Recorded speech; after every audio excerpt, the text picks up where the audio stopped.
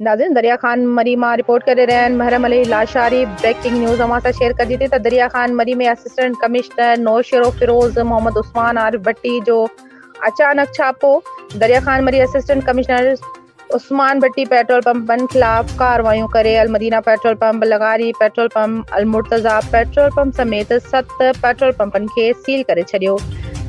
Ramzan ordinance ते अमल न कंदड़ मुनाफ़िक़ोर दुकानदारनि खिलाफ कार्रवाइयूं करे ॾंड हया। असिस्टेंट कमिश्नर पारां सलाउद्दीन मलिक जे आयरन स्टोर खे हद दख़ली हुजण करे संदन दुकान सील कयो वियो। दुकान मालिक सलाउद्दीन पुलिस खे चकमो ॾेई फरार थी वञण में कामयाब थी वियो, जॾहिं त आमिर मलिक जी किरियाना दुकान छापो हयो। सरकारी अघ खां रेट वधीक वठण ते ॾंड हणी मौक़े ते ई वसूल कयो।